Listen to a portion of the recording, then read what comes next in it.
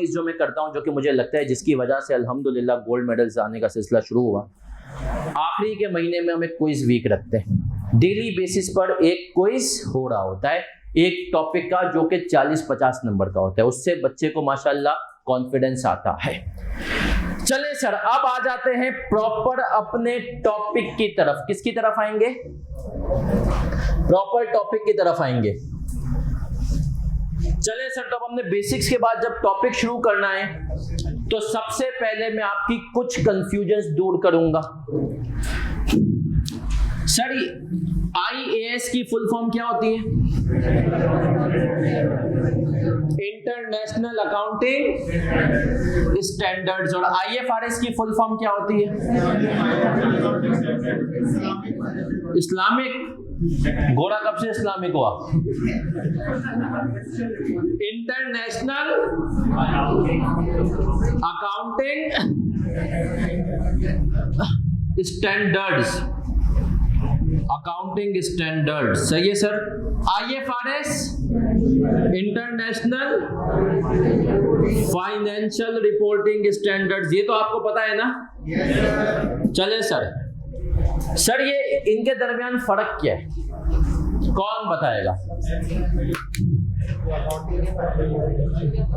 तुक्का लगाओ। देखो, याद रखो, जिंदगी में तुक्का लगाना सीखो। गलती से ना डरो। ना पहली गलती है, ना तुम लोगों ने कौन सा जिंदगी में पहली गलती करी है? कितनी गलतियां बचपन से लेकर अब तक करते आए हो, और बहुत सारी तो किसी को बता भी नहीं सकते। तो भाई गलती से ना डरो, तुक्का लगाओ। IAS IFRS में क्या फर्क है?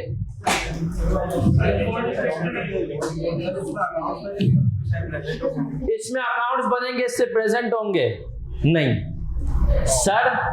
IAS पहले आते थे, पहले नाम था इंटरनेशनल अकाउंटिंग स्टैंडर्ड्स। फिर इनको एहसास हुआ कि यार हम अकाउंटिंग थोड़ी सिखाते हैं, हम तो प्रेजेंटेशन भी सिखाते हैं, फाइनेंशियल स्टेटमेंट्स कैसे प्रेजेंट करनी है ये भी हम बताते हैं। तो इन्होंने नाम चेंज करके क्या कर दिया इसका? IFRS। तो सर नोमेनक्लेचर है, पहले IAS आते थे, अब क्या आते हैं? IFRS।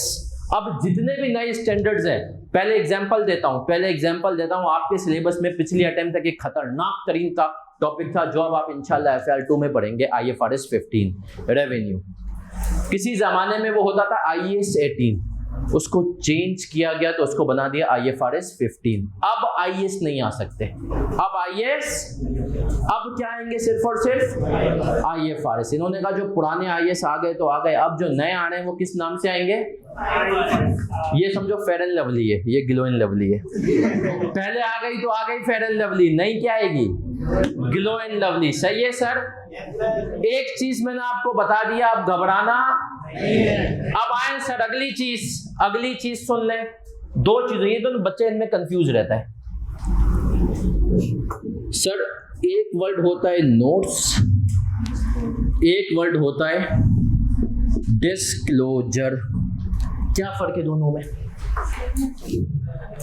या सेम है? ऑनलाइन वालों ये सवाल आपकी तरफ आएगा, चैट में बताएं।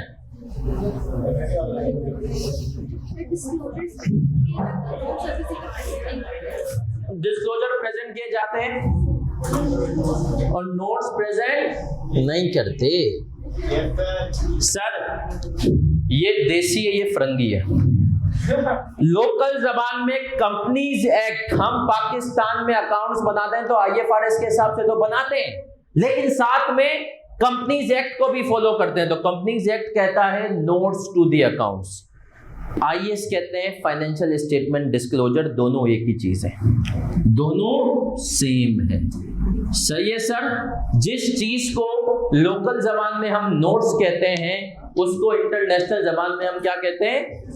तो कभी घबराना नहीं है। बैंक के रिक्वायरमेंट में कह देता है कभी नोट्स टू दी अकाउंट्स बनाए, कभी कहता है डिस्क्लोजर बना दे। सही है सर। ये दोनों भी सेम है, बस नाम का फर्क है। वो पुराना नोमेनक्लेचर था, ये नया नोमेनक्लेचर है। क्या हम क्लियर है सर? आए सर आगे बढ़ते हैं। बेसिक से पढ़ाऊंगा इंशाल्लाह। कोशिश होगी कि तुम्हें सिर्फ इस क्लास की हद तक नहीं, प्रैक्टिकल लाइफ में भी और इंटरव्यूज में भी फर्म के हेल्प हो, क्योंकि इंटरव्यूज के मामला खतरनाक हैं। अब सर एक सवाल है, वाई IAS IFRS इशू। भाई इंटरनेशनल अकाउंटिंग स्टैंडर्ड बोर्ड, एक IASB बोर्ड है, पाकिस्तान से 2 लोगों को शर्फ हासिल है उसका मेंबर बनने का। एक तो यहाँ के जो ऑनर है सर खलील, और एक डिलाइट के एक्स पार्टनर है, सही है, PSO के शायद अभी CEO हैं या रह चुके हैं, याकूब सत्तार साहब। ये दोनों उसके मेंबर्स रह चुके हैं। ये दुनिया भर में नए अकाउंटिंग स्टैंडर्ड बनाते हैं, इनकी एक टर्म्स होती है, सही है। तो सर क्यों अकाउंटिंग स्टैंडर्ड आते हैं, पता होना चाहिए ना भाई, अकाउंटिंग स्टैंडर्ड क्यों इशू किए जाते हैं। नए एफिशिएंट मतलब किस चीज के, अकाउंटिंग के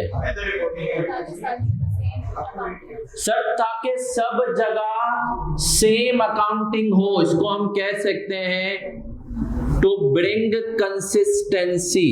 पहला पर्पस सुनिएगा सर,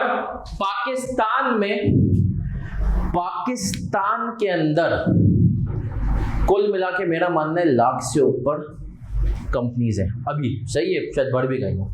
सिर्फ 1 लाख से ऊपर कंपनीज पाकिस्तान में रजिस्टर्ड है। दुनिया भर में जिन 120 मुल्कों में ISS फॉलो होते हैं ना, तो सर ये कंपनीज जो है ना, मेरा मानना है कुछ नहीं ये होंगी आपकी मतलब 40-50 मिलियन तो कम से कम होंगी।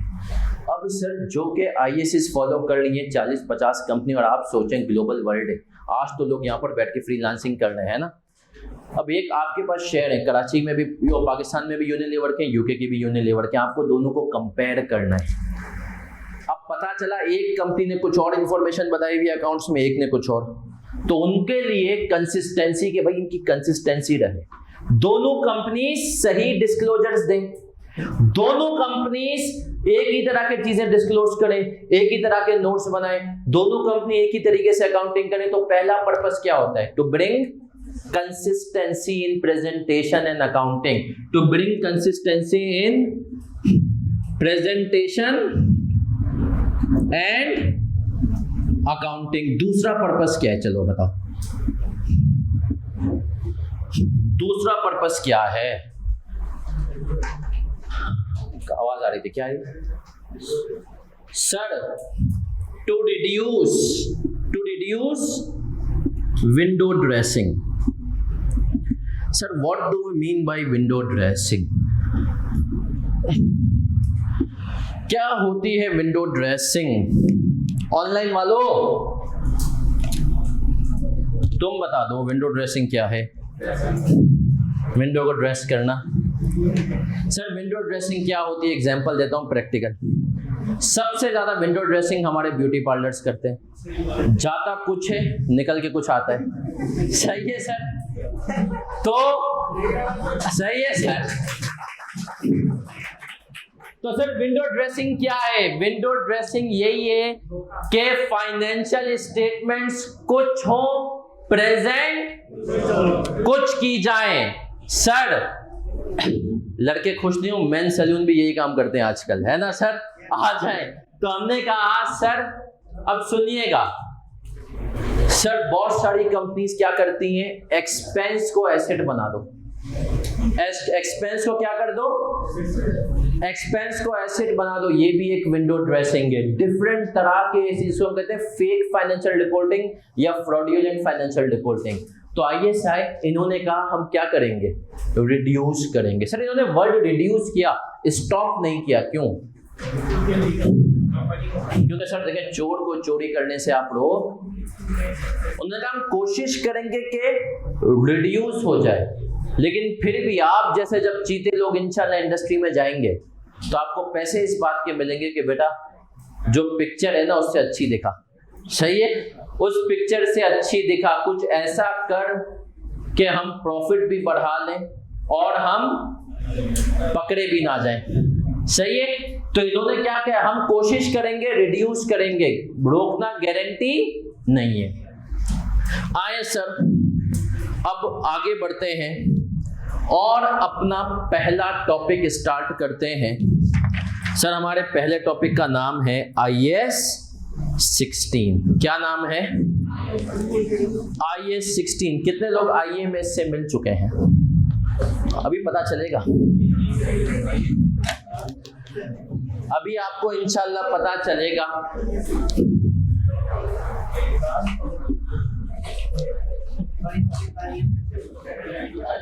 ऑनलाइन वाले बच्चों ग्रुप पे भेज चुका हूं, यहां पर भी शेयर करूंगा।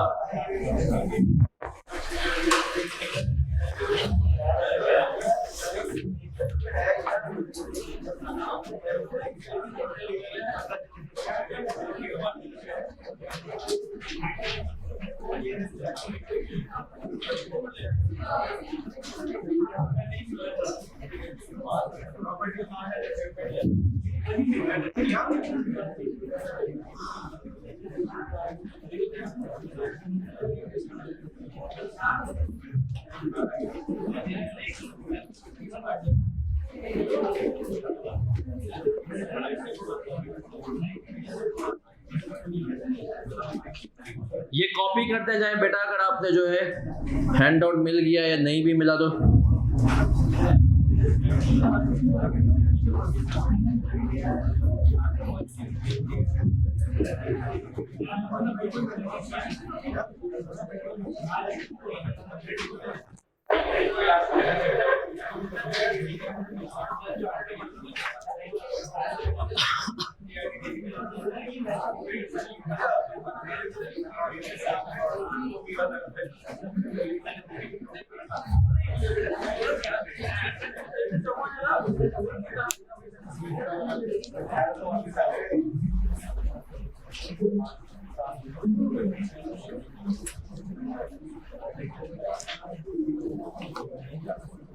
बेटा मैं अभी करवा देता हूँ।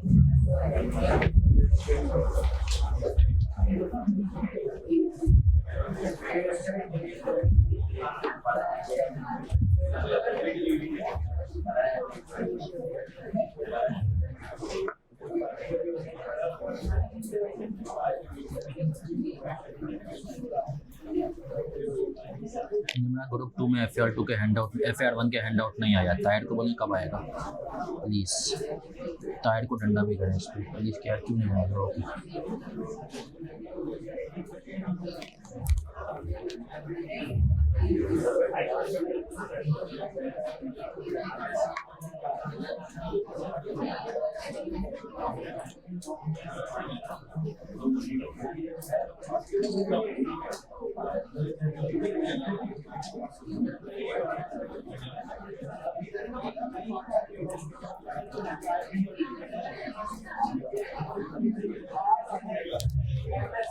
चले मेरा बच्चा, बोर्ड क्लियर है ना ऑनलाइन वालों? Sir IAS 16 property plant and equipment, ये कॉपी कर लें रजिस्टर्ड में अपने पास। हर टॉपिक से पहले मैं आपको ये चीजें लिखवाऊंगा कि इसमें हम क्या क्या कॉन्सेप्ट्स पढ़ेंगे। कुल मिला के 6 बातों में इसको खत्म कर देंगे इंशाल्लाह। पहली चीज क्या है? दूसरी चीज, फिर इनिशियल मेजरमेंट, फिर सब्सिक्वेंट मेजरमेंट, फिर डिस्क्लोजर। कुल मिला के ये IAS जो है ये 6 तरीकों पे होता है और ये बाइफर्केशन मेरी नहीं है। IAS 16 का जब आप इंशाल्लाह स्टैंडर्ड देखेंगे मेरा बच्चा, उसके अंदर ये बाइफर्केशन हुई हुई है। तो हमने कहा कि आ जाएं सर, आते हैं और अब इसको इंशाल्लाह जो इब्तिदा करेंगे। सर ऑब्जेक्टिव का मतलब क्या होता है?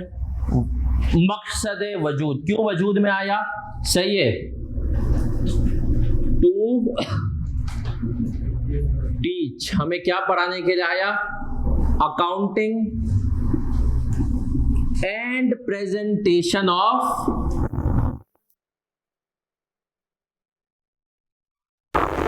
सर पीपी का मतलब क्या है? प्रॉपर्टी प्लांट एंड, अभी इसकी डेफिनेशन पे आएंगे, टेंशन ना लें। लेकिन पूरी अकाउंटिंग की दुनिया में अगर कहीं भी प्रॉपर्टी प्लांट एंड इक्विपमेंट की बात आएगी, हमारी निगाहें किसकी तरफ जाएंगी?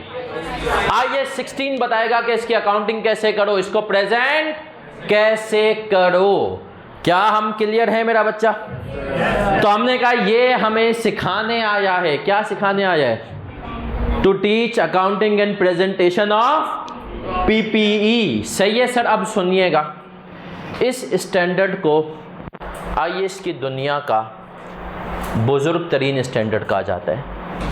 पहला स्टैंडर्ड था जो आया था आईएएस 16। आज कुल मिला के 41 के करीब स्टैंडर्ड्स हैं। ये पहला था जो आया था। कोई पुराने सीए मिले आपको और अगर वो आपको कहें कि देखें 90s के या उससे पहले के, 90 से पहले के, कि देखें हमने तो सीए किया, उस टाइम पे तो हम तो कुछ भी नहीं था, खुद पढ़ते थे, ये करते थे, तो आपने उनको कहना है कि अंकल उस टाइम पे एक आईएएस 16 होता था, आज 41 आईएएस है। तो आपने जो उस टाइम पे सीए किया तो सिर्फ एक स्टैंडर्ड आप पढ़ते थे, हम कितने पढ़ते हैं? 41। तो कितना फ़र्क आ गया ना। उस टाइम के मैं अगर आपको सीए के सवालात बताऊंगा तो आपका पुराने सीए से ईमान उठ जाएगा।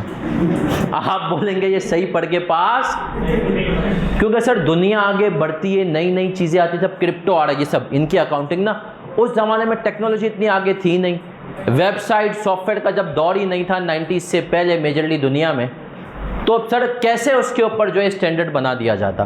तो हमने कहा ऑब्जेक्टिव क्या है? To teach accounting and presentation of PPE. Scope क्या है? स्कोप का मतलब क्या होता है? किस किस पे अप्लाई होता है। तो इसने कहा जितनी भी all kinds of PPE transaction, जितनी भी प्रॉपर्टी प्लांट एंड इक्विपमेंट से रिलेटेड ट्रांजैक्शंस हैं, इसने कहा उनके ऊपर मैं अप्लाई हो जाऊंगा। सही है सर। इसने कहा बाकी पीपी के अलावा कुछ करो, इंटेंजिबल में मुझसे कोई गर्ज नहीं है, मैं सिर्फ किसको देखता हूं? पीपीए को। अब आते हैं सर डेफिनेशन। कौन बताएगा डेफिनेशन? पीपी की डेफिनेशन बताओ, गलती से नहीं डरो। पीपी ऑनलाइन वालों, पीपी की डेफिनेशन बेटा। आईएएस इंटरनेशनल अकाउंटिंग स्टैंडर्ड, दुनिया भर में अकाउंटिंग स्टैंडर्ड्स इशू किए जाते हैं दुनिया के लिए, अकाउंटिंग और रिपोर्टिंग को अलाइन करने के लिए और फेक अकाउंटिंग को करने के लिए। सर पीपी की डेफिनेशन क्या है? Non current assets. Property plant and equipment क्या होते हैं? बस नॉन करंट एसेट्स। मतलब कुछ तो डेफिनेशन पढ़ी होगी ना बचपन में, पढ़ी है? नहीं पढ़ी। अच्छा चले sir, property plant and equipment की डेफिनेशन आपके हैंडआउट में गिवन है, मैं इसको आपको बता देता हूं। अभी देखें सब हैंडआउट में पहुंच गए। Sir property plant and equipment वो एसेट्स होते हैं जो 1 साल से ज़्यादा बेनिफिट दें और 4 पर्पजेस के लिए यूज़ हो। कितने purposes? 4। Production, administration, selling and distribution और रेंटल्स। आए सर डेफिनेशन पे आते हैं मेरा बच्चा, डेफिनेशन पढ़ते हैं पीपीई की।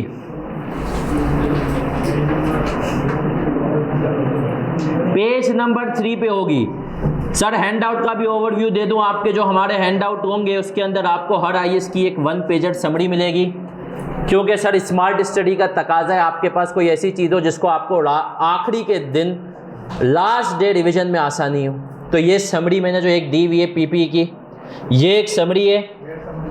अब आ जाएं सर पेज नंबर 3 पे आ जाएं। स्कोप लिखा हुआ है, फिर आ रही है क्या? डेफिनेशन पढ़ते हैं। Property plant and equipment are tangible items. What do we mean by tangible items? जिनको देख भी सकते हैं और छू भी सकते हैं। जिनको देख भी सकते हैं और छू भी सकते हैं उनको हम क्या कहते हैं? Tangible items that are held for use in the. Sir underline करते जाएं, पहली चीज किस लिए यूज होते हैं? प्रोडक्शन।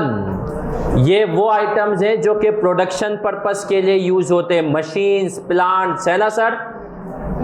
अगली चीज, और सप्लाई ऑफ गुड्स और सप्लाई करने के लिए यूज होते हैं, डिलीवरी व्हीकल्स। फूड पांडा जो है उसने अपने जो राइडर्स को एक डिवाइस दी हुई होती है, वो डिवाइस वगैरह।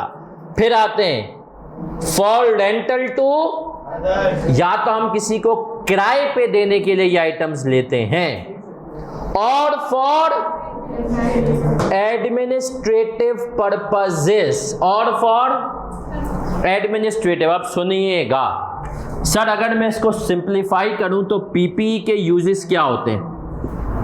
पीपीई के यूजेस होते हैं प्रोडक्शन, एडमिनिस्ट्रेशन, फिर पूछूंगा, रुकना अभी, सेलिंग एंड डिस्ट्रीब्यूशन, चौथा रेंटल्स टू अदर्स। सर ये 4 पर्पजेस के लिए होता है 1 साल।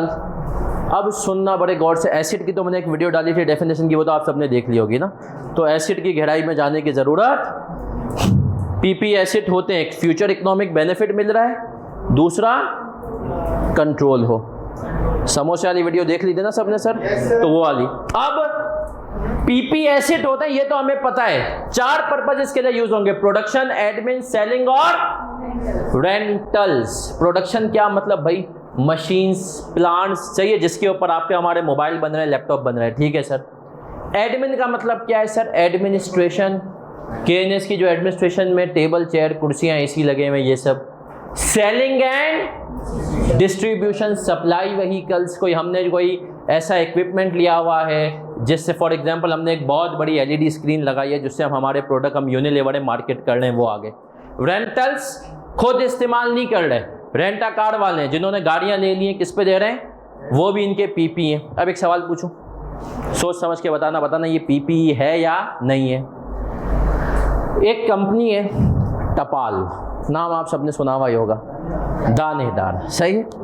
अब सर टपाल जो है ना, पता नहीं वहाँ पर ऑब्सेशन है क्या है उनके ऑनर्स को, वहाँ पर बहुत सारी पेंटिंग्स हैं। मतलब आप कंपनी में जाएंगे आपको नज़र आएगा पेंटिंग, और महंगी महंगी पेंटिंग, मतलब हमें तो देखते ही लगता है महंगी है, सही पता नहीं हो ना।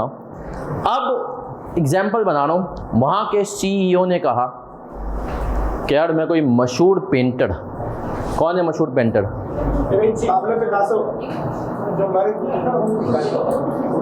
चलो कोई भी, मिस्टर बशीर, मशहूर पेंटर। मिस्टर बशीर एक मशहूर पेंटर है। हमने कहा सीईओ साहब को उनकी एक पेंटिंग पसंद आ गई कि घोड़े के ऊपर गधा बैठा हुआ है, सही है। और सीईओ साहब ने वो पेंटिंग अपने रूम में लगा ली 1 करोड़ रुपए के लिए। कितने के लिए? 1 करोड़। अब मुझे बताओ क्या वो पेंटिंग पीपीई है? Yes sir. सीईओ साहब ने कहा देखो भाई पेंटिंग ली हुई है, 1 करोड़ रुपए की है, क्या मैं उसको पीपी कह दूं? Yes sir. होगी। ऑनलाइन वालों मेजॉरिटी कह रहे हैं नो नो नो भाई। कितने लोग कह रहे हैं नो सर? कितने लोग कह रहे हैं यस सर?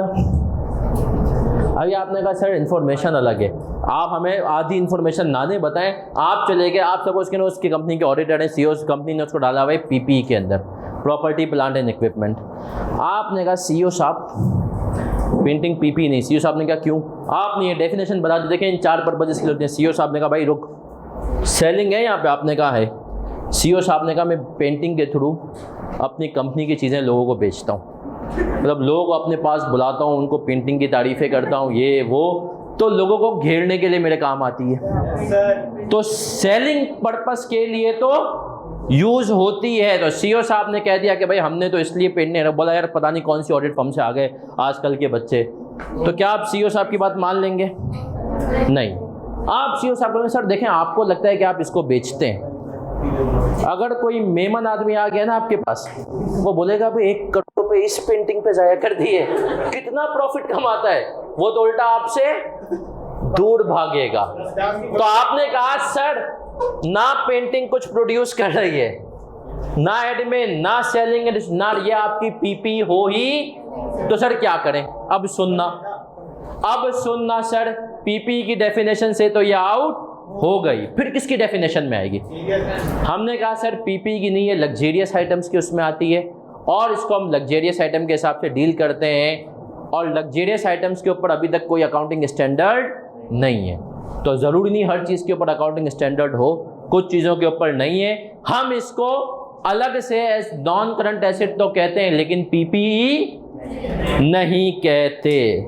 क्या हम क्लियर है सर? तो पीपी की डेफिनेशन में कितनी चीज है? एडमिन, सेलिंग एंड डिस्ट्रीब्यूशन, 4 मकासद के अलावा कोई 5वां मकसद नहीं है पीपीई का। Are we clear sir? चाहो तो अच्छा एक और चीज याद रखना, देखो मुझे ना सीए में आसानी ये होती थी कि टीचर जो एग्जाम्पल देते थे ना, उन एग्जाम्पल्स को मैं नोट कर लेता था, मतलब पेंटिंग एग्जाम्पल।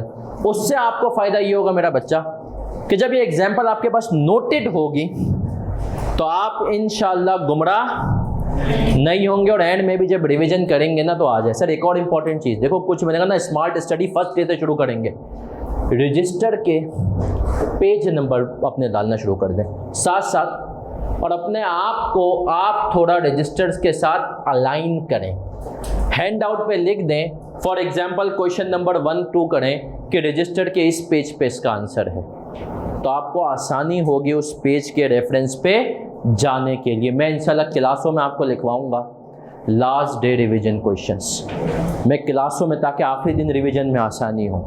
मैं लिखवाता हूँ सवालों के ऊपर लर्निंग आउटकम, कि इस सवाल के अंदर सबसे इंपॉर्टेंट चीज ये है, तुम जब रिवाइज कर रहे हो, आखिरी दिन है, हालत टाइट है, तो सिर्फ ये चीज देखना, तुम्हारा काम क्या हो जाएगा, पूरा इस सवाल को पूरा देखने की जरूरत नहीं है। तो सर पीपी की डेफिनेशन क्लियर है, स्कोप हमने देख लिया, ऑब्जेक्टिव पढ़ लिया। अब आते हैं सर पीपी को इनिशियली किस पे मेजर करूंगा? इनिशियली मेजर होता है किस पे? कितने लोगों ने पढ़ा हुआ है आईए में? पढ़ा हुआ है? मैं अज्यूम करूंगा कि आपने, क्योंकि अभी मैं आपसे बहुत सारे सवालात करूंगा, क्योंकि मैंने कहा ना प्रैक्टिकल, मैं एक कंपनी में काम कर चुका हूं, उस कंपनी ने एक प्लांट ऑस्ट्रेलिया से मंगाकर पाकिस्तान में लगवाया था। ऑस्ट्रेलिया में चलता हुआ प्लांट उठाया, पाकिस्तान में शिफ्ट किया, तो उसमें बड़ी अजीब अजीब कॉस्ट आई। उसके ऊपर बहुत सारी हमारी ऑडिटर्स के साथ बहस हुई। तो अब वो उस एग्जाम्पल पे आएंगे। हमने कहा इनिशियल मेजरमेंट पे अब आ रहे हैं बच्चा, किस पे आ रहे हैं? इनिशियल मेजरमेंट का मतलब क्या है? पहली दफा इसको किस पे रिकॉर्ड करेंगे? तो स्टैंडर्ड ने कहा इनिशियल मेजरमेंट में 3 चीजें आएंगी। कितनी चीजें आएंगी? 3 चीजें। कौन सी 3 चीजें? Initial measurement. बस यहीं से हम इंशाल्लाह सवालात की तरफ भी शुरू हो जाएंगे।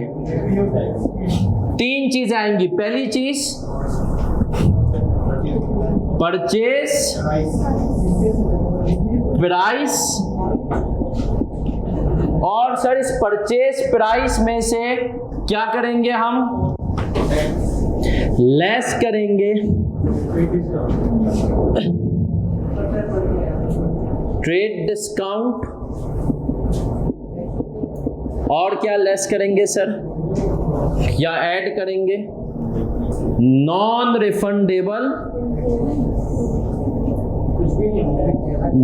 Refundable taxes and duties. Sir सुनिएगा, कॉपी नहीं, बिल्कुल सिंपल कॉन्सेप्ट है इसका। सर मैंने एक गया मैं दुकान पे, मैंने एसी वाले के पास गया, मैंने कहा भैया एसी कितने का है? उसने कहा सर 50,000 का है। कितने का है? 50,000 का। मैंने कहा कुछ कम करो।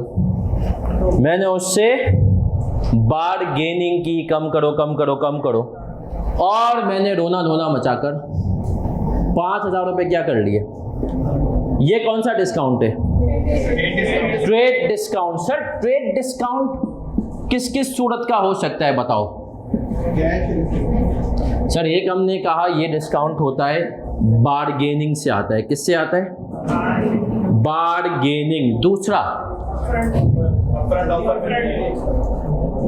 नहीं, वो कैश पेमेंट हो जाती है।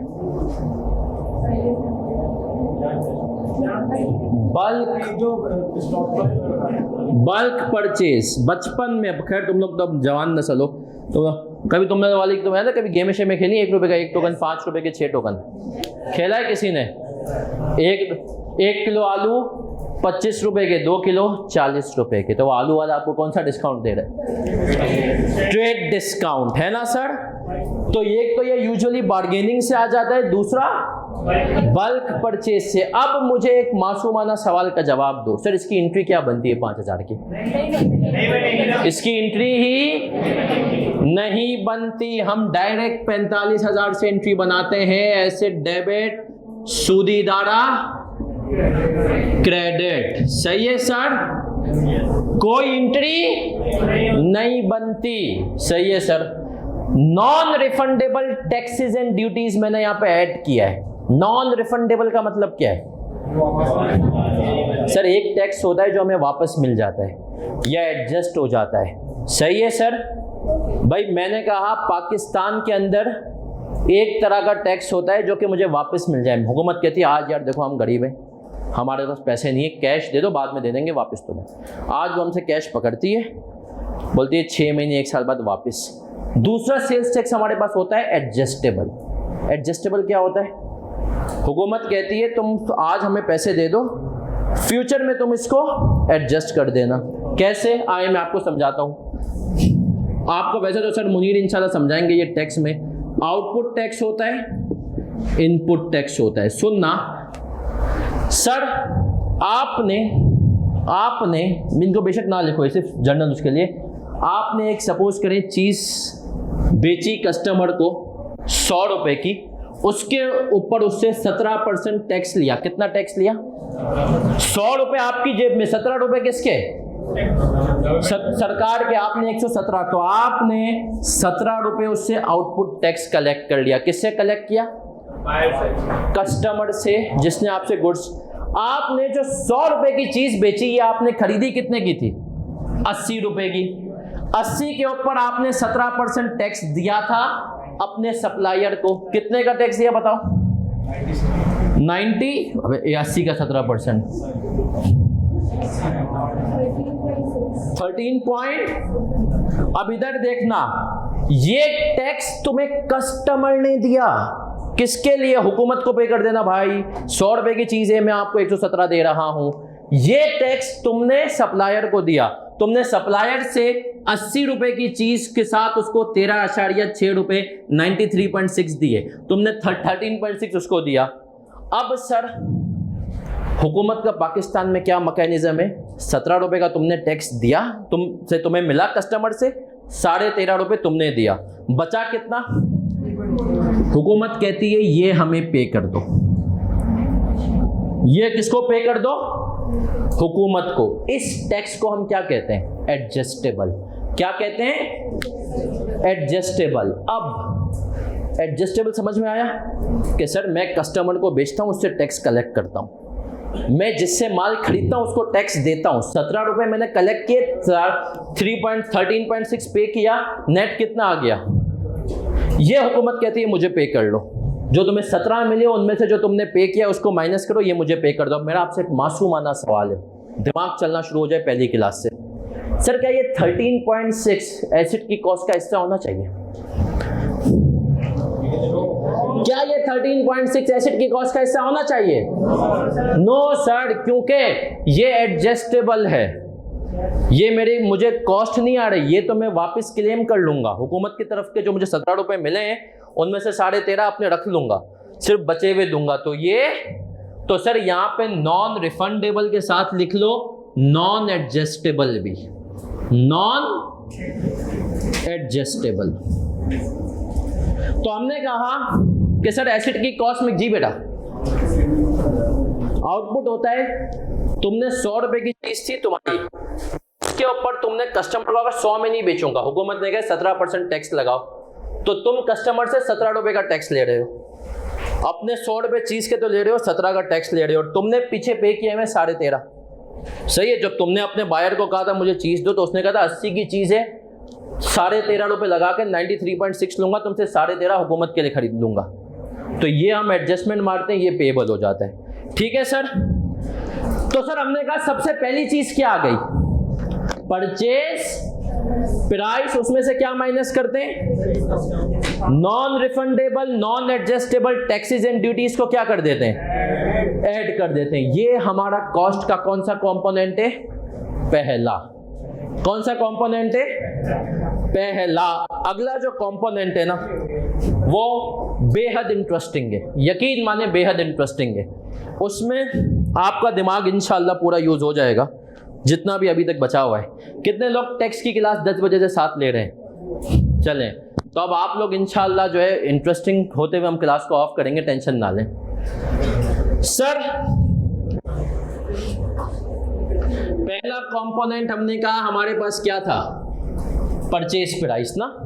ये फ्लो चार्ट साथ साथ में, भले ये कॉपी ना करो, ये कॉपी करना, ये रिवीजन में आसानी करेंगे। अगला कंपोनेंट परचेज प्राइस के बाद था डायरेक्टली एट्रीब्यूटेबल। इसने कहा प्रॉपर्टी प्लांट एंड इक्विपमेंट की जो कॉस्ट होगी ना उसमें 3 चीजें आएंगी, purchase price, directly attributable, cost. अब sir what do we mean by directly attributable cost? हर वो कॉस्ट, उर्दू में लिखो। अच्छा कुछ चीजें याद रखो, हम जितने भी अंग्रेज हो जाए, कुछ चीजें हमारे दिमाग में उर्दू में ही अच्छी लगती हैं, है ना सर? तो उर्दू में लिखो अपने पास डायरेक्टली एट्रीब्यूटेबल कॉस्ट में हर वो कॉस्ट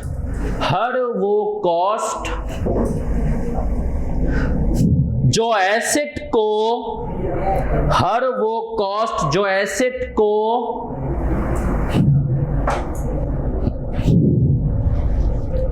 उसकी यूजेबल कंडीशन, हर वो कॉस्ट जो एसेट को उसकी यूजेबल कंडीशन और उर्दू वाला और लोकेशन पर लाने के लिए जरूरी हो। मैं रिपीट करता हूं, हर वो कॉस्ट जो एसेट को उसकी जो है यूजेबल कंडीशन और लोकेशन पे लाने के लिए जरूरी हो, उसको हम क्या कहते हैं? Directly attributable cost. अब कुछ चीजें नॉर्मल हैं जो आपने पढ़ी हुई हैं, इनको मिटा रहा हूं मैं। ये जो चीजें सर मुझे इसके एग्जांपल्स देते जाएं। आप बचपन में बहुत सारे लोग पढ़ चुके होंगे, नहीं भी पढ़ा तो सोचें क्या क्या चीजें हो सकती हैं। एक अभी किसी भाई ने कहा था ट्रांसपोर्टेशन, है ना सर? भाई मैंने माल खरीदा, एसी खरीदा मैंने सदर से, रक्शे में लेकर आ रहा हूं उसको KNS, रक्शे वाले ने ले लिए 500 रुपए, तो वो 500 रुपए क्या है? Transportation inverse. जरूरी है उसकी प्रेजेंट यूजेबल कंडीशन लोकेशन में लाने के लिए। यस सर, इसको कहते हैं ट्रांसपोर्टेशन इनवर्स। और बताएं इंस्टॉलेशन कॉस्ट। सर ये जो एसी है मुझे लगाने नहीं आता, मैं CA हूं, मैंने एसी के मैकेनिक को बुलाया। सही है सर, एसी वाले को बुलाया, मैंने कहा एसी लगा दो, उसने 2000 रुपए ले लिए, इंस्टॉलेशन कॉस्ट। हैंडलिंग कॉस्ट किसी भाई ने कहा था, क्या मतलब भाई? मैंने कहा एसी, मैंने कहा मैं नहीं उठा रहा, कुछ टूट फूट गया, मैंने एक बंदे को बुलाया, मैंने कहा एहतियात से उठाना, उसको मैंने दे दिए 200 रुपए। Handling cost. Cost of site preparation, बिल्कुल ठीक है। साइट प्रिपरेशन क्या होता है सर? जब हम प्लांट लगाते हैं ना, उसके लिए पूरी साइट को हमें क्या करना पड़ता है? प्रिपेयर करना पड़ता है, लेवल करना पड़ता है। ये आ गई इसकी एग्जांपल्स। और बताओ डिसमेंटलिंग अलग से आऊंगा बेटा, रिपेयर नहीं आएगी, और मेंटेनेंस भी नहीं आएगी, और इंश्योरेंस तो आएगी, लेकिन इंश्योरेंस हर इंश्योरेंस नहीं आएगी। Insurance in transit. हमने कहा रास्ते की इंश्योरेंस सर यूजुअली ये होती है जब हम शिप से कोई चीज इंपोर्ट करवा रहे हो, तो इंश्योरेंस इन ट्रांजिट जरूरी होती है। उसके बगैर हम जो है अक्सर जो कंपनी होती है ना जिसके हमको जहाज पे लाना होता है, वो हमें बोलते हैं माल ही तब रखने देंगे अपने जहाज पर, सही है, बहरी जहाज पर, सही है, शिप पर, जब तुम इसकी इंश्योरेंस करवाओगे। तो हमने कहा उसके बगैर माल को हम, तो इंश्योरेंस इन सर एक होती है इंश्योरेंस के प्लांट चलते चलते जल जाए तो क्या होगा, वो इंश्योरेंस नहीं आएगी यहाँ पर। अब मेरा बच्चा ये तो नॉर्मल थी, आपको समझ में आ गया। अब मैं आपसे कुछ मासूमाना सवाल पूछता हूं, आपको बताना है। ये मैंने अपने पूरे प्रैक्टिकल एक्सपोजर के पूछूंगा आपसे, सही है सर? जैसे मैंने कहा ना, एक कंपनी में हम थे और कोरियन वोरियन भाई साहब आए हुए थे। मतलब कंपनी को प्लांट लेना था ऑस्ट्रेलिया से, चलता हुआ प्लांट। ऑस्ट्रेलिया की कंपनी ने कहा कि यार हमारे यहाँ पर ऑटोमोबाइल सेक्टर बैठ रहा है, आप ये प्लांट उठा लें, हमसे खरीद लें, सही है। अब जिस कंपनी को लेना था ना, उस कंपनी ने कहा सौदा तो हो गया, लेकिन ये जो प्लांट है ये बनाया कोरियन ने, चलाते कोरियन है। उन्होंने कोरियन की एक टीम को पकड़ा और कहा कि भैया तुम आओ कोरिया से पाकिस्तान, इस प्लांट को इंस्टॉल करो। इस प्लांट को क्या करो? कोरियन आए, 12 कोरियन आ गए कराची। सर वो जो 12 कोरियन की ट्रेवलिंग की कॉस्ट थी कोरिया से कराची, वो कंपनी ने बियर की। क्या वो कैपिटलाइज होगी? डायरेक्टली एट्रीब्यूटेबल कॉस्ट है। कितने लोगों ने कैपिटलाइज होगी? हाथ उठाएं। कितने लोग कह रहे नहीं सर कोरियन आए क्यों होगी? होगी। हमने कहा जरूरी था, कंपनी को प्लांट चलाने कोरियन आएंगे, प्लांट को इंस्टॉल करेंगे, चलाएंगे, कैपिटलाइज होगी। अब मुझे बताओ, कोरियन यहां पर आए, अब कोरियन के मिजाज अलग। उन्होंने कहा यार जो तुम लोग खाते हो ना ये हमें पसंद नहीं है। तो हमने कहा क्या पसंद है? बोला ये जो रोडों पे घूम रहे बोला यार ये ला करके दो। अब कंपनी ने कहा कि यार एक तो ये 12 है। अच्छा, हमने कहा अब इनको होटल वोटल में भी नहीं रुकवा सकते। क्यों नहीं रुकवा सकते? हमने कहा यार ये वहां पर ये कुत्ते बिल्ली खा के गंद मचाएंगे, सही है, अजीब माहौल हो जाएगा। तो हमने कहा कि भाई डिफेंस में एक अलग से उन कोरियन के स्टे करने के लिए एक बेंगलो ले लिया गया किराए पर। सर वो जो बेंगलो की कॉस्ट थी उनके स्टे करने की, क्या वो कैपिटलाइज होगी? कितने लोग कह रहे नहीं होगी? हाथ उठाएं। होगी सर। इंसान है भाई, कोरियन इंस्टॉलेशन के लिए रोड पे थोड़ी सुलाएगा। उसके यहाँ में हमने कहा कि भाई उसकी जरूरी कॉस्ट है। अगर कोरियन नहीं आएगा तो एसेट उसको काम करवाने के लिए उसको रहने की जगह भी तो देनी है। ऑनलाइन वालों क्या आप हमारे साथ हैं? आए। फिर मजीद आगे बढ़ता हूं सर। अब उनकी फरमाइश पे हमने कहा भाई ये कुत्ते बिल्ली सही जगह से लेने, सही है। अब वो उनके खाने पीने का इंतजाम कंपनी कर रही है, मतलब रहने का तो इंतजाम कर लिया, खाने पीने का भी इंतजाम कंपनी कर रही है। क्या वो खाने पीने की कॉस्ट कैपिटलाइज होगी? कितने लोग कह रहे हैं होगी? सही है सर, बिल्कुल। वो भी कौन सी कॉस्ट है? अब आए भाई, कोरियन ने हमसे कहा कि यार वो जरा सीवी तो घुमा लाओ। अब कंपनी ने कहा कि अब हम इनको सी व्यू घुमाने जा रहे हैं, फिर इनका पीना पिलाना भी होगा, वो सब खर्चे भी करने पड़ेंगे। क्या ये कॉस्ट कैपिटलाइज करेंगे? हमने कहा देख, जो एक इंसान की बुनियादी जरूरतें है ना, उनकी कॉस्ट तो डायरेक्टली एट्रीब्यूटेबल है, लेकिन ये तेरी बुनियादी जरूरत नहीं है, ये तेरी अय्याशी है, इनको कैपिटलाइज। समझ में आया सर? अब सुनना, बड़े गौर से सुनना। एक और चीज, मेरे एक दोस्त का मुझे फोन आया, वो एक ग्रुप ऑफ कंपनी में माशाल्लाह लीड करता है। उसने कहा कि यार हमने भी एक प्लांट जो है वो जापान से लेने का फैसला कर लिया है, सब डील डन हो चुकी है। हमें जैपनीज इंजीनियर बुलाने हैं, अपने कुछ लोग वहां पर बेचने हैं, वो जरा समझेंगे कि अब इसकी इंस्टॉलेशन कैसे की जाए, क्या किया जाए, सही है। तो उसने कहा यार मैं यहाँ से अपने 4 एग्जीक्यूटिव लेवल के लोग भेज रहा हूँ, वो 1 महीना रुकेंगे जापान में, टिकट के खर्चे, फिर एग्जीक्यूटिव लेवल के लोग हैं 5 स्टार होटलों में। बोला यार 20 लाख रुपये 1 महीने के अंदर खर्च कर देंगे। प्लांट सौदा डन हो चुका है, सब कुछ डन है, वो सिर्फ वहां पर गए हैं स्टडी करने के इसको किस तरीके से पाकिस्तान में लाएंगे, समझेंगे, इंस्टॉलेशन करानी है। मतलब उसने कहा मैंने हमने कोरियन को नहीं बुलाया, हमने अपने लोग उधर हमने यूं भिजवाए कि वो सिर्फ जाके उनसे डिस्कस करें प्लांट के हवाले से, फिर देखें वहां पर जाके असेस करें कि इनको बुलाने की जरूरत है, पूरी प्लानिंग करके आए। इसमें यार ये बता, ये कॉस्ट कैपिटलाइज कर दूं?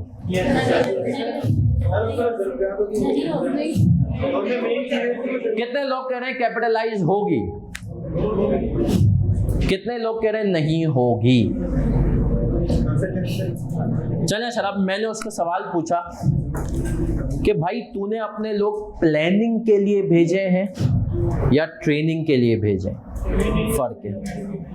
मैंने कहा देख, प्लान क्या होता है, अगर भाई एक प्लान बन गया ना, तो प्लान बन गया तो वो ह्यूमन डिपेंडेंट नहीं होता, ह्यूमन को निकाल दो फिर भी कोई और आके चला लेगा प्लान, है ना सर? एक प्लान आपने बना दिया कि बैंक लूटनी है, सबसे बड़ा डाकू मर गया, नीचे के 4 चला लेंगे, बैंक लूट लेंगे। लेकिन मैंने कहा एक डाकू को मैंने ट्रेनिंग दी थी बैंक लूटने की, वही मर गया, तो अब बैंक लूटना। तो उसने कहा यार मैंने प्लानिंग के लिए भेजे। तो मैंने कहा देख, प्लानिंग ह्यूमन डिपेंडेंट नहीं है, ट्रेनिंग क्या डिपेंडेंट है? तो याद रखो, अपने पास बड़े बड़े अल्फाज में लिखो, training cost can never be capitalised. Training cost can never be capitalised. Sir तो उसने मुझे कहा प्लानिंग के लिए, मैंने कहा कैपिटलाइज कर दे ट्रेनिंग को, कैपिटलाइज। सर ट्रेनिंग को क्यों कैपिटलाइज नहीं कर सकते? मुझे बताओ ट्रेनिंग क्यों नहीं कर सकते? मैंने तो आपको देखा, रूल बताऊं आपको, लॉजिक पूछनी है।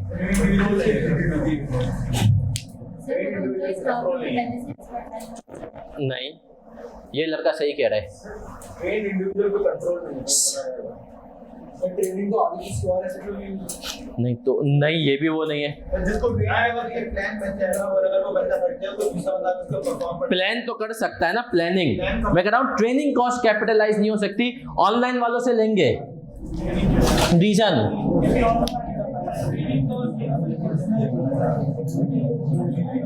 ऑनलाइन वाले बच्चे जो हैं सर वो भी कह रहे हैं, चले सर अब सुनिएगा, ट्रेनिंग कॉस्ट जो इस लड़के ने, क्या नाम है भाई तेरा? शाहजमान। सर शाहजमान ने बिल्कुल सही कहा, कंट्रोल इंसान के ऊपर किसका कंट्रोल है? आपके ऊपर किसका कंट्रोल है? मतलब लगता है अम्मी अब्बू का भी कंट्रोल है, नहीं होता। अम्मी अब्बू का भी कंट्रोल नहीं होता। तुम अम्मी अब्बू से क्लास लेने के बहाने, सही है कि मैं क्लास ले रहा हूं मोबाइल पे, क्या कुछ नहीं करते, सही है। तो हमने कहा कि जो है लगता है इंसान के ऊपर किसी का कंट्रोल, तो इसने कहा ट्रेनिंग कॉस्ट बेसिकली एसेट की डेफिनेशन मीट नहीं करती। एसेट के अंदर कितनी बातें होती हैं? एक तो होता है फ्यूचर इकोनॉमिक बेनिफिट्स मिले, क्या मिले? Future economic benefits. दूसरा कंट्रोल हो। तो सर मुझे बताएं, चलो हमने कहा अब सुनना, ट्रेनिंग के ऊपर क्यों एग्जांपल्स दूंगा, आप लोग इंशाल्लाह होंगे क्वालिफाई बहुत जल्द, कहीं इंशाल्लाह। फिर आप अपनी पसंद की नौकरी ढूंढेंगे, आपको अभी उसमें लग जाता है टाइम, सही है सर। उसमें आपको लगता है टाइम 4-6 महीने, उस टाइम पे आप बेरोजगार नहीं बैठना चाहते। आपने जिस फर्म से आर्टिकल्स की होगी वो आपको एम्प्लॉयमेंट ऑफर करेगी, आपने खुशी खुशी कबूल की। फर्म ने कहा 1 लाख रुपए महीना देंगे, आपने कहा सही है, और गाड़ी? हमने कहा गाड़ी तब देंगे जब तुम हमसे वादा करोगे कि 1 साल से पहले छोड़ के नहीं जाओगे। आपने उस टाइम पे वादा किया, कसमें खाई, 1 साल से पहले छोड़ के 4 महीने में आपकी जॉब आ गई यूनिलीवर में। अब आपने बोला, अब आपने कहा भाड़ में जाए फर्म। बाकायदा लड़के ये, मतलब लोग ये कहते हैं फर्म को, फर्म पार्टनर कहता बेटा तूने उस टाइम पे वादा किया था तभी हमने तुझे गाड़ी दी। बोलते सर बस कर लिया था वो, कोई बस खत्म है, अब जो भी है खत्म, टाटा बाय बाय, सही है। वो बोलता है कि जो है अब जो है वो कहता है मैं अपनी कमिटमेंट से वो मुकर जाता है। तो इंसान के ऊपर कंट्रोल नहीं है। आप बंदे को ट्रेनिंग दे, उससे जितने भी वादे करवा लेंगे, तू हमें छोड़ के कहीं भी नहीं जाएगा। मर गया तो वो क्या करोगे? अल्लाह के पास तो जा सकते हैं हमें छोड़ के। तो हमने कहा ट्रेनिंग कॉस्ट इसीलिए कभी भी कैपिटलाइज नहीं होगी। अब एक और चीज बड़े गौर से सुनना, कोरियन आ गए, अब सुनना बड़े गौर से, एक बहुत इंपॉर्टेंट कॉन्सेप्ट है, उसके बाद बस खत्म की तरफ जाएंगे। कोरियन आए हमारे पास, उन्होंने कहा भाई देखिए हम आए 12 लोग आपके पास प्लांट को इंस्टॉल कराने, सही है, बट उन्होंने कहा यार ये 12 लोग हम इनफ नहीं होंगे, हमें लोकल स्टाफ भी चाहिए। हमने कहा हाँ हमारे लोग हैं आजकल फारिग बैठे हुए हैं, हमारे 20 बंदे हैं ये आजकल फारिग बैठे हुए हैं, हम वैसे भी इनको सैलरीज दे रहे हैं, लेकिन अब इन 20 बंदों को हम आपके साथ इंस्टॉलेशन पे लगा देंगे। कोरियन के 12 लोग, हमारे 20 लोग, अब मिलके ये प्लांट को इंस्टॉल कर रहे हैं। सवाल ये, कोरियन को जो पैसे दे रहे हैं वो तो कैपिटलाइज करेंगे, हमारे जो 20 लोग हैं क्या इनकी कॉस्ट को एसिड की कॉस्ट में डालेंगे? कितने लोग कह रहे हैं कैपिटलाइज करेंगे? ऑनलाइन वालों कितने लोग कह रहे हैं नहीं करेंगे? फिर से बताओ कितने लोग जो है कह रहे हैं करेंगे? जो लोग कह रहे हैं करेंगे उनके घरों पे एग्जामिनर नहीं आएगा, बाकियों के घरों पे एग्जामिनर जाएगा और उनको ये बताएगा बेटा करेंगे। सर ये कॉस्ट कैपिटलाइज करेंगे क्यों? आप सुनना, एक बहुत इंपॉर्टेंट बात कह रहा हूं। सर स्टैंडर्ड कहता है डायरेक्टली एट्रीब्यूटेबल, स्टैंडर्ड एक वर्ड होता है इंक्रीमेंटल, वो यूज नहीं करता यहां पे। इंक्रीमेंटल का मतलब क्या होता है? इजाफी। IAS 16 में याद रखना, कहीं भी इजाफी का वर्ड वो यूज नहीं करता। वो कहता है बस तुम्हें साबित करना है कि इस कॉस्ट का ताल्लुक एसिड से है। इस कॉस्ट का ताल्लुक किससे है? एसिड के बनाने से है। बेशक वो इजाफी ना हो, तुम ऑलरेडी इनकर कर रहे हो, आम दिनों में वो इनकर करते हो, आम दिनों में वो इनकर करते हो, P&L में डालते हो, लेकिन अगर एसिड के टाइम पे वो इनकर की, वो 20 लोग आम दिनों में काम करते थे, उनकी तुम सैलरीज एक्सपेंस रिकॉर्ड करते थे, यहां पर वो अगर एसिड के बनाने में लग गए तो अब तुम एंट्री बनाओगे acid debit, salaries payable credit. तो याद रखना, लिख लो, IAS 16 does not use the word incremental. IAS 16 ये नहीं कहता कि कॉस्ट क्या हो, इंक्रीमेंटल हो। अब सुनना, इसकी एक और एग्जांपल। कुछ बच्चे मुझे ऐसे देख रहे हैं जैसे एलेक्स इन वंडरलैंड आए। अब उनके लिए एक और एग्जांपल देता हूं, आखिरी बात है, फिर इंशाल्लाह डिसमेंटलिंग वाली बात कल करेंगे। सुन लो मेरे बच्चों, सुन लो, नौजवानों की जमात सुन लो। सर इधर देखें,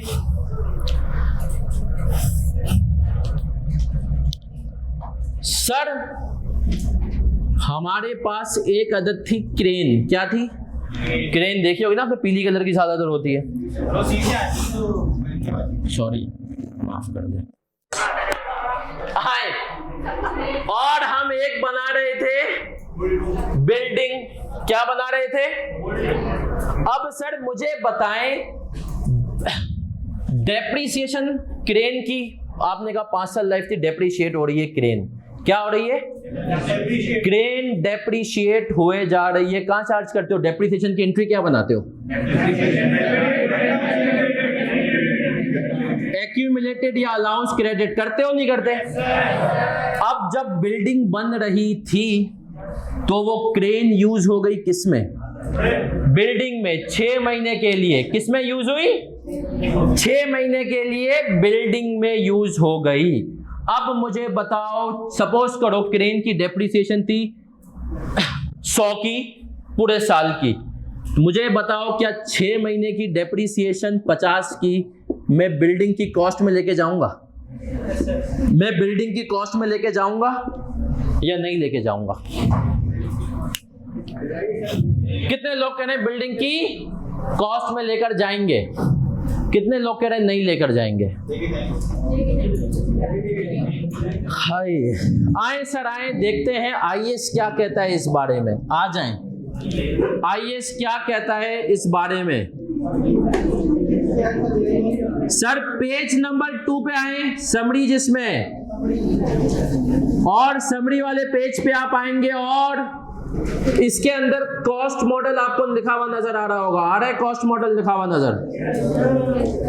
सर कॉस्ट मॉडल में डेप्रिसिएशन वाला पॉइंट नजर आ रहा है? डेप्रिसिएशन वाले पॉइंट की चौथी बुलेट पढ़ें। Depreciation is charge to profit और loss unless it is included in the carrying amount of another asset. तो सर समझे, यहां पर क्रेन की डेप्रीसिएशन अगर वो बिल्डिंग के बनने में यूज हो रही है क्रेन, तो कहां चार्ज होगी? बिल्डिंग की कॉस्ट में। हम एंट्री बनाएंगे, हम 50 से 50 की एंट्री बनाएंगे, building debit accumulated depreciation crane credit 50 से। तो सर डायरेक्टली एट्रीब्यूटेबल कॉस्ट क्या होती है? हर वो कॉस्ट जो एसिड को उसकी यूजेबल कंडीशन और लोकेशन में लाने के लिए जरूरी हो। सही है सर, याद रखो ये वो कॉस्ट भी हो सकती है कंपनी ऑलरेडी इनकर कर रही हो, लेकिन अब उसको हमने एसिड के साथ जोड़ दिया। 2 एग्जांपल्स दी। 20 लोग कंपनी ने ऑलरेडी इंप्लॉय किए हुए थे, ठंड मचा रहे थे, एसिड की इंस्टॉलेशन पे लगा दिया। डेप्रीसिएशन नॉर्मल हालात में कहां जाती है? लेकिन अगर एक एसिड दूसरे एसिड के बनाने में लगा हुआ है तो उसकी डेप्रीसिएशन कहां जाएगी? उस एसिड की। एक और एग्जांपल IS2 के बेसिक्स जिसने पढ़े हुए हैं बचपन में, सर क्या इन्वेंट्री के अंदर मशीन डेप्रीसिएशन डालते थे? यस सर, इन्वेंट्री की कॉस्ट के अंदर ओवरहेड्स के नाम पे डेप्रीसिएशन तुम पढ़ते आए हो। ये वही तो चीज है। फर्क क्या है? इन्वेंट्री की जगह क्या हो गया है?